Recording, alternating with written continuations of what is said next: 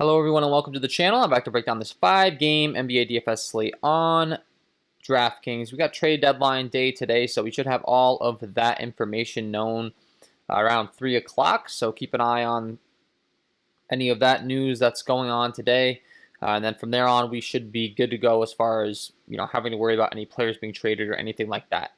If you do enjoy the content at any point in this video, if you could please leave a like on this video, subscribe to the channel, hit the notification bell, I would greatly appreciate that. It's going to help me out with the YouTube algorithm, and I will be here all NBA DFS season long, breaking down these NBA DFS slates that help you guys become better NBA DFS players and help you guys become profitable. So hit that like button, hit that subscribe button, and if you are getting very serious about NBA DFS, I do offer an NBA DFS package over here on Premium. I offer premium NBA projections, NBA data sheet, player stats, team stats, play context stats, core plays, injury impact insights, and NBA Discord chat access. All of that good stuff. So go ahead and check that out if interested. So with that being said, let's go ahead and start breaking down this slate today. First game on the slate, we got Portland taking on Miami. This game right now comes in with a 219 over-under with a 4-point spread in favor of the Miami Heat. So not exactly the fastest-paced game, especially considering that Portland is involved in it. But with that being said, there are some guys that we could definitely target in this game. Damian Lillard continues to see his usage really be high. However, he is priced up a little too much for my liking, and he's probably one I'm not looking to. If I'm picking one person from this game I'm looking to play, it would be Jimmy Butler at 9K taking on Portland. Portland not very good defensively. And I think Jimmy Butler can really go out there and put up a big game. He is priced up to 9K, but we were paying like 9.7 for him at one point. He continues to see his price tag slowly decline. And I do think that he has the upside to get you there in this particular matchup. And then Goran Dragic is listed as questionable, a possible trade candidate. If he's out, you're going to look to Tyler Hero and Kendrick Nunn a lot more than you typically would. Both these guys will take on bigger roles for sure and will become much more viable plays. Whether him being out is enough to really play these guys all in is up to you, but I can tell you that those guys are going to be the ones that get the biggest bumps. And then CJ McCollum at 7-2 continues to work his way back from injury. We've seen him play 24, 28 minutes or so. Last time out playing 38 minutes, so I do think that he is going to be a full go. And if you're trying to climb on his price tag early and get that upside, I wouldn't blame you for playing him in this one. Washington taking on New York, second game on the slate. This game right now comes in with a 226 over-under with a 3-point spread in favor of the New York Knicks. So this game actually is, I believe, the second highest total on the slate, or possibly the highest total, which is actually crazy because we have Sacramento Golden State later on in the slate. But I think this is the highest total. So just keep that in mind. This slate isn't actually one with a ton of really high-paced games. So this is probably, your best game to go to. Russell Westbrook at 10-9 continues to be an absolute triple-double beast. Didn't get one last time out, put up 40 DraftKings points. Did 3 times prior, get a triple-double each single time, and we get that triple-double bonus on DraftKings. Last game turned into a blowout, though, against the same New York team. This one's expected to stay close, so I'd be playing him with confidence, and the same rule applies for Julius Randle at 10-2. Both these guys are probably going to be the top pay-up options on the slate based upon how good this game is going to be pace-wise compared to the others and just how much usage these guys are getting. They're priced up for a reason. Then you got Bradley Beal at 9-2. Continues to be somewhat underwhelming the last few times out, but his price tag continues to dip, and if there was ever a time to jump on him, now would probably be that time. In the low 9K range, we know this guy has the upside, so I have no issue with you playing him. Chances are you're probably only going to play one of Westbrook or Beal on this slate. Maybe you can play both, but just know playing both of them is risky. Then you got RJ Barrett, Alec Burks on the New York Knicks side. Both these guys are playing very well as of late. But we have seen some of those guys that are out, like a Elfrid Payton, return from injury. So I tend to think that these guys are going to start getting affected more, soon here. I mean, Quickly only played 12 minutes at his return. Elf Payton last time out played 21 minutes. I tend to think that their minutes are going to climb, and we could see guys like Alec Burks and RJ Barrett start to see their minutes take a hit. So, I mean, I could be wrong. You're going to have to stand your ground on whatever you think and pick there. But just know this next rotation is probably going to be a little bit dicey moving forward. And you might be taking on some risks playing these guys because the Knicks are known to spread their minutes thin throughout the rotation. Los Angeles Clippers taking on the San Antonio Spurs. Third game on the slate. This game comes in right now with a 221.5 over-under with a 6.5 point spread in favor of the Los Angeles Clippers. We just saw this game, but the good news is there's a close spread. The game is expected to stay close, and that means that we can have a lot more interest in guys like Kawhi Leonard and Paul George than we typically would on a slate where they were in a game that wasn't expected to stay close last time out.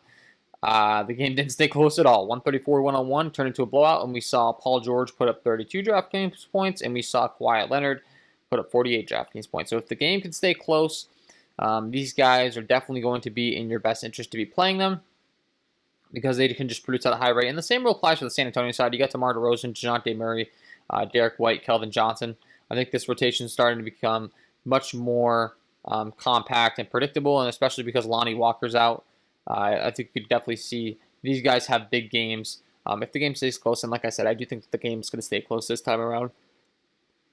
I have a hard time believing that this game turned into a blowout twice in a row, so definitely going to be having some interest in these guys. And then you can play Marcus Morris and Ivica Zubac on the Los Angeles Clippers with the injuries they have. Both these guys are seeing some more minutes, but I mean, Zubac specifically at 5'6", I think has the upside to get you there for sure.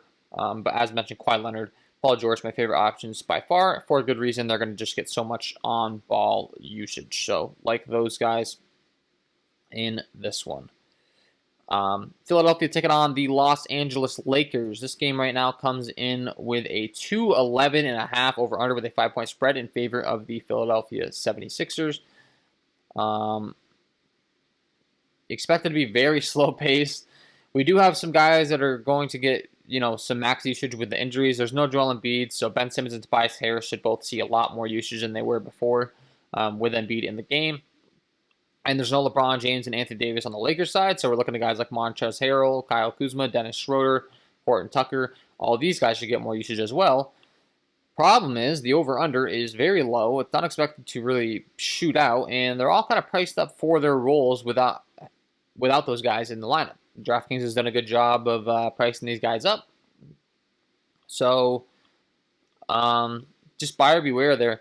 It'll be interesting to see how these guys grade out in my final projection run. Danny Green is listed as questionable, and Seth Curry is listed as questionable as well.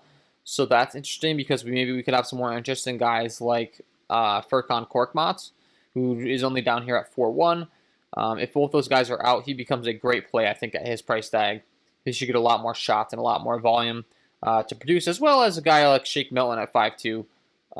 Would definitely have some interest in him as well. Last game on the slate, Golden State taking on Sacramento. Stephen Curry continues to be out. This game comes in right now with a 223.5 over-under with a 2.5 point spread in favor of the Sacramento Kings. So, fairly decent pace game for this slate.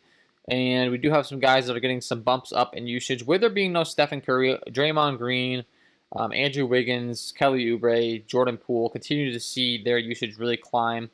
So all of these guys are going to be valid options every single time out with there being no Steph Curry.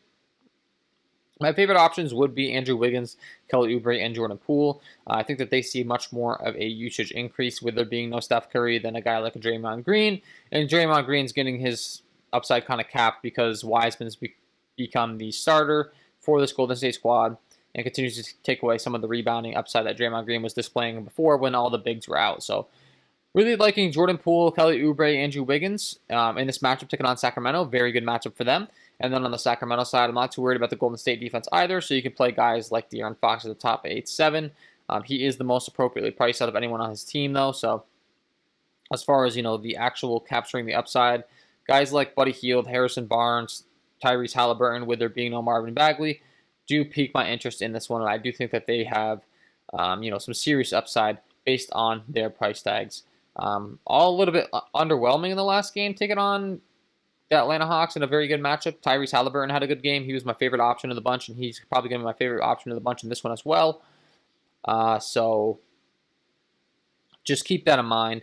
And then you got James Wiseman down here at 4-8. Like I said, getting the start next to Draymond. He could be definitely an interesting tournament play that could pay off for you.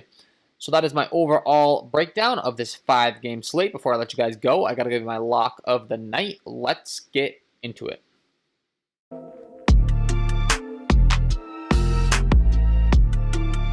And my lock of the night tonight is going to be Paul George at this 7-8 price tag, taking on this San Antonio squad that has not been impressive all season long on the defensive end. Continuing to see his price tag dip.